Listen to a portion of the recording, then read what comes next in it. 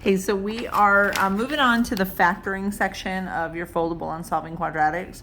My initial plan was to write in here, and then I got frustratingly confused on a problem because I forgot a negative sign. So I'm going to write this on paper, but I do want to show you where all this stuff goes in the packet. So right here, the basic instructions for factoring to solve a quadratic is to set the equation equal to 0 if it's not already. So anytime we have a step, if the step doesn't apply, then you don't force it, like you already, it's done. So set the equation equal to 0 if you have to. Find all of the factors and then set each factor equal to 0 and solve each equation. So once you take each of the factors and you set it equal to 0, now you have a couple of separate equations again, and you have to solve each one of those. So we can do that where we don't have a GCF, so there's nothing to factor out. We can do it where there is a greatest common factor. And then we're also going to talk about a couple of unique situations of factoring called the sum of squares and the difference of squares. So let's jump right in. I've got quite a few examples to do. So here's the first one. This is example number 1, and this is down here on the bottom half of this right here. Okay, so I've got x squared plus 5x plus 6. My first step was to multiply a times c. Well, it just so happens my a is an invisible 1. So 1 times 6 is just 6. So I'm looking for the factors of 6 that add up to 5. And that would be 2 and 3. So I'm going to, because this is, I'm going to use the simpler method to factor this because our leading coefficient is 1. So I can take my 2 sets of parentheses. Now I have an equals 0. This is how this is different from module 5. And I'm going to take each of my factors. I'm going to do x plus 2 and x plus 3. So I have factored. Now I need to solve. So what I do next is to set each of these factors equal to 0, because if this parenthesis equals 0, it doesn't matter what this one is, it would equal 0. If this parenthesis is equal to 0, it doesn't matter what this one is, it's equal to 0. You don't have to know this exactly, but that's called the zero product property or the zero product rule. And that just says that if the product is 0, at least one of the factors has to be 0. And it doesn't matter which factor it is. So we're going to figure out, okay, well, what would it take to make this one equal to 0, and what would it take to make that one equal to 0? So you may have already figured that out.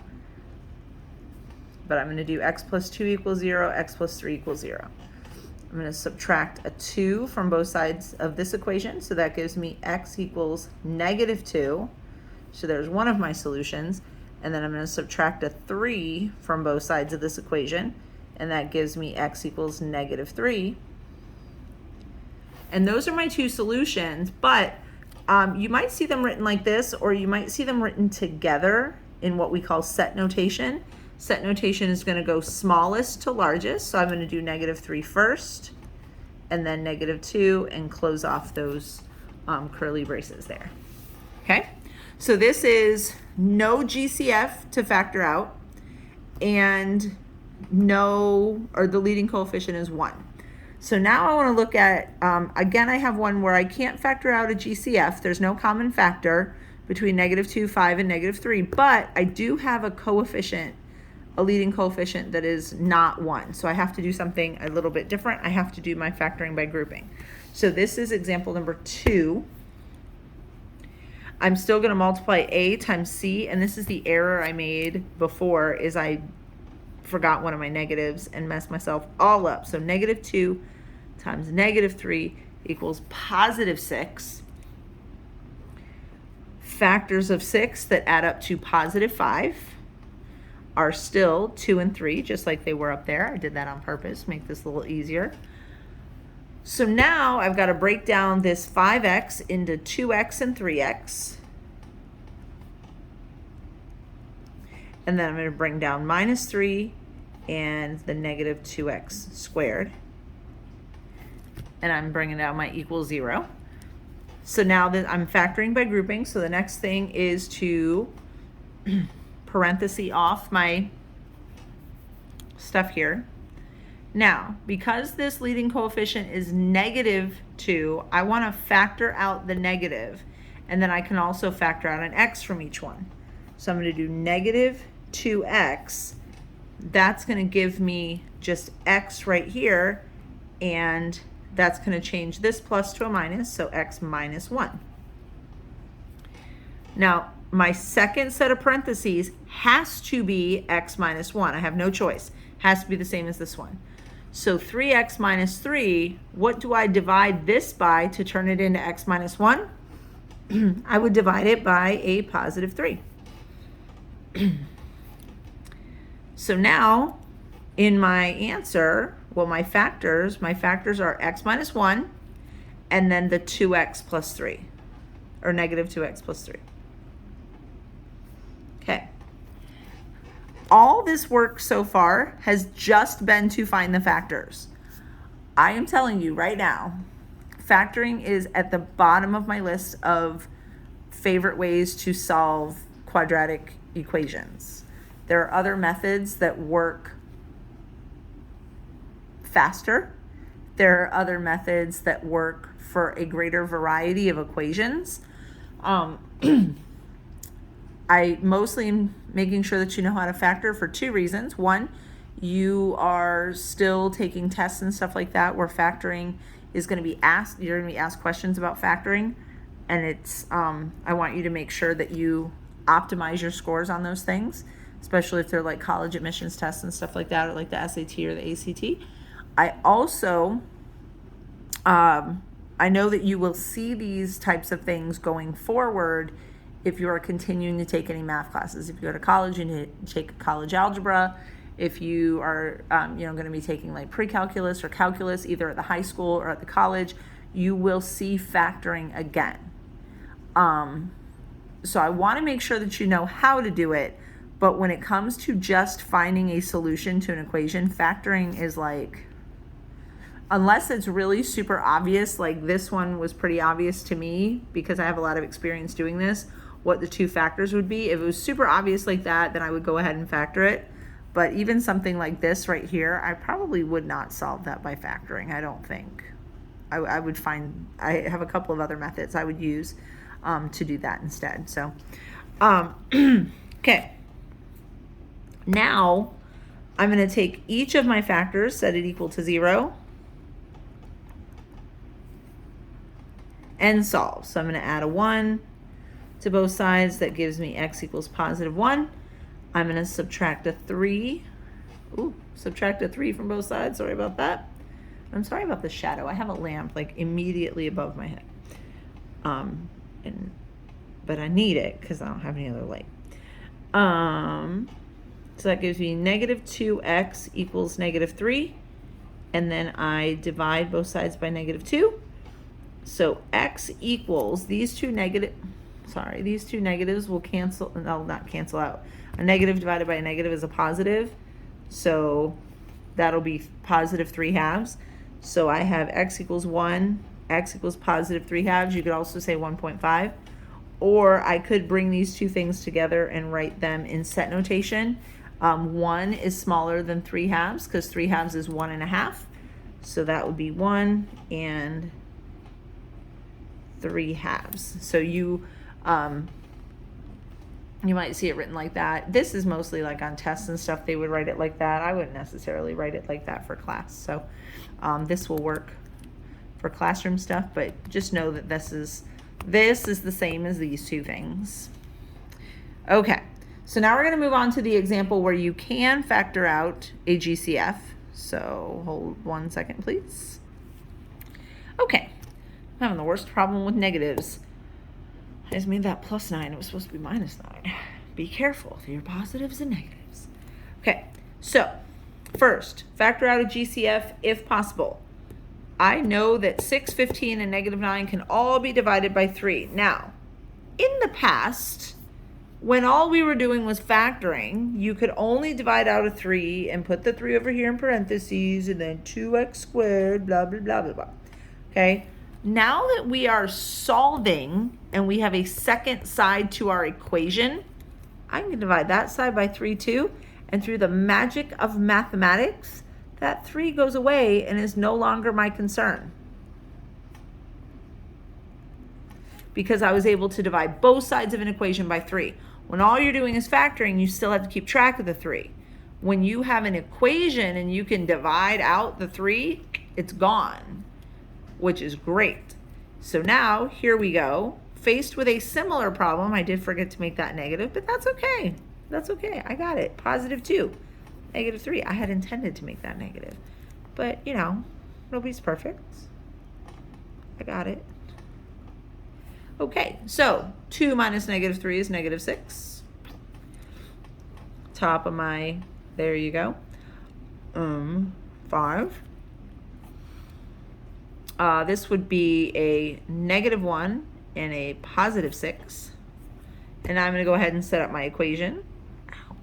I'm going to put 2x squared minus 1x, because I'm breaking that 5x down into negative 1, positive 6, plus 6x minus 3.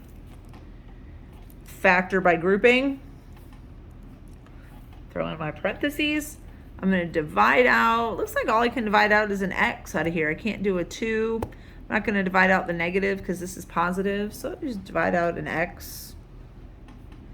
And that leaves me 2x minus 1. Now over here, these parentheses also must be 2x minus 1. Gotta keep my equal 0 so I remember this is an equation.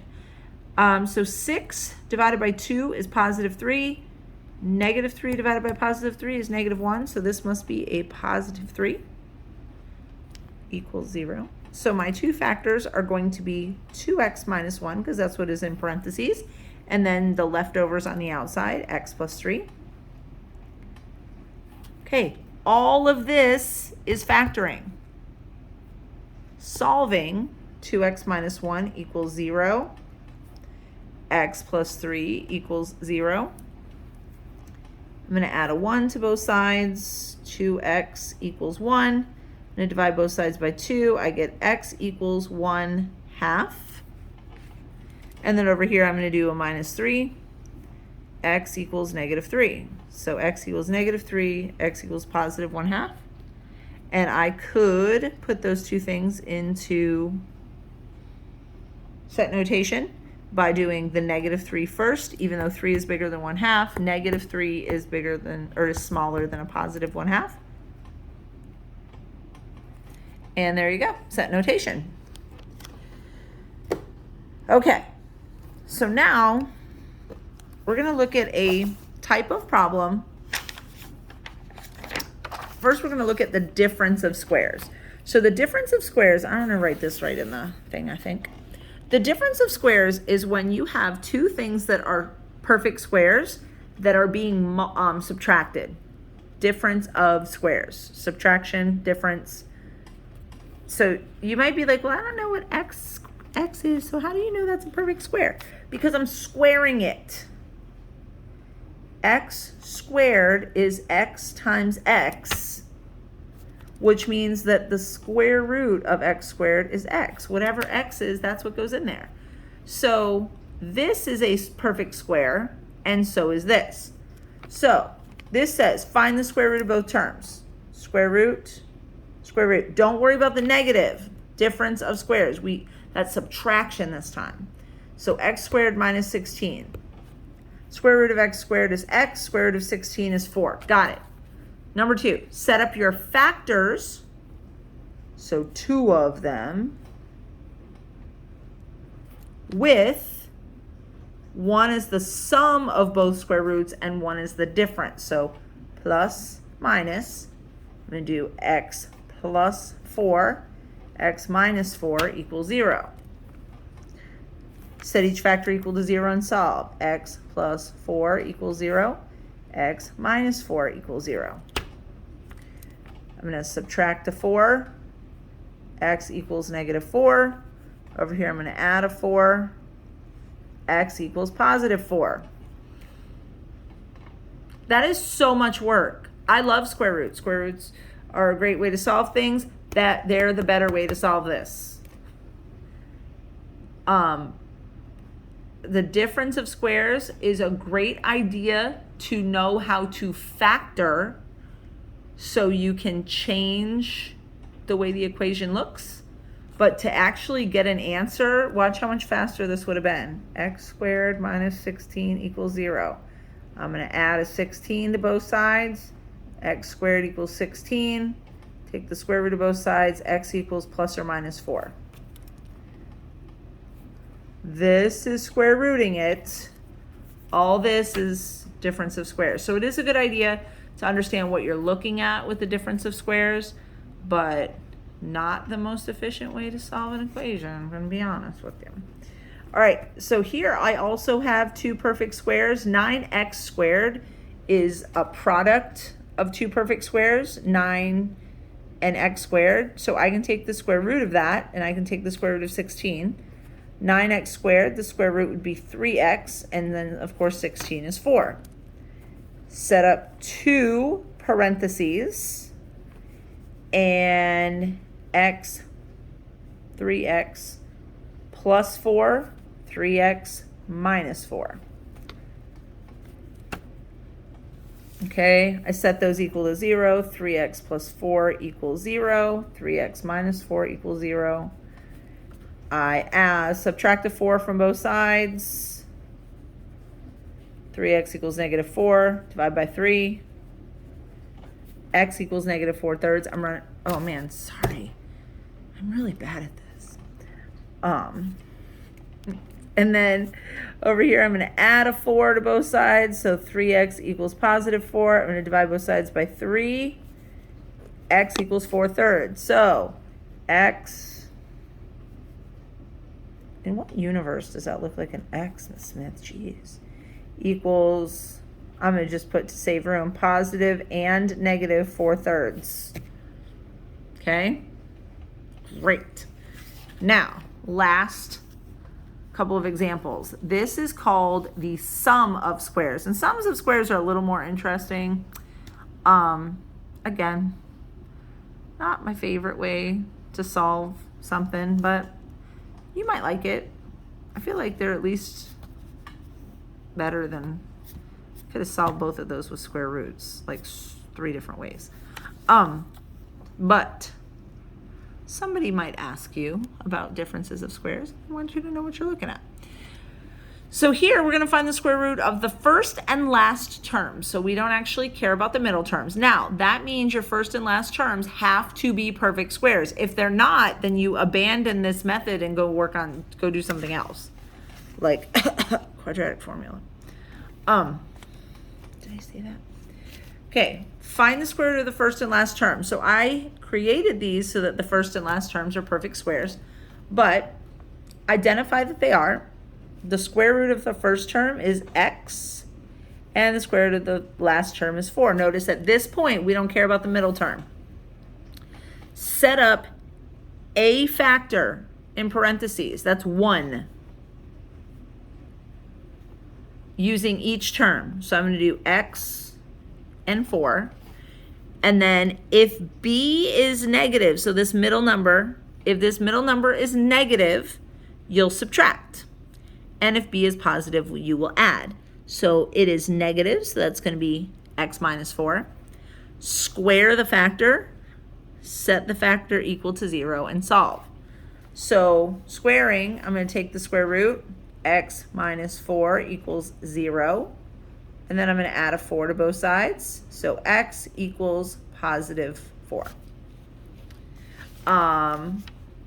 This is a concept called multiplicity. That's an Algebra 2 topic. I'm going to tell you about it in like 10 seconds in case it comes up on like a test or something. And you're like, hey, I remember that. And you get another test question right. So you see how this is x minus 4 squared? So technically this has 2 factors, x minus 4 and x minus 4. It just so happens that what would turn each of them 0 is the same number. So since there are 2 of them that would use 4 to become 0, we would say that this equation has a multiplicity of 2 at x equals 4. So in other words, x equals 4 would be used twice. You would not see this in a graph, like it would show up as 1, 1, 0 on the graph, but mathematically you would be using 4 2 times to turn factors to 0. So we would say it has a multiplicity of 2. I know that was a little more than 10 seconds, sorry. Okay, so last problem. Square root of a and c, we don't care about b yet. Square root here is 7x, and over here is 4. Set up a factor. 56 is positive, so 7x plus 4. Square it, set it equal to 0. I take the square root of both sides. 7x plus 4 equals 0. Subtract a 4 from both sides. 7x equals negative 4. And then divide by 7. So x equals negative 4 sevenths. And that's it. So this one's a little more interesting, I think. They both have their use. And again, if you're moving forward in math, you'll see these things again, just like you'll see, you know, the other factoring stuff again. But if you really like these ways and you immediately pick up on, say, something like this, and you're like, oh, that's a difference of squares, great. That's the idea. Otherwise, beyond factoring, we are going to get into some other more useful and less time-consuming ways of solving quadratics. So I know that this is very involved and there's a lot of steps and stuff, but we're going to get into basically the rest of the things in this packet are square roots are fairly useful. Graphing is useful, specifically if it gives you the graph already, like in a problem. My two favorites are completing the square and the quadratic formula because they literally will work for any equation you can come up with. So we're going to work on those over the next few days. I hope you found this helpful. If you need a copy of this, please ask for it. I have a few extras in class. Otherwise, you can just take these notes right on paper. Okay. Have an awesome day. See you soon.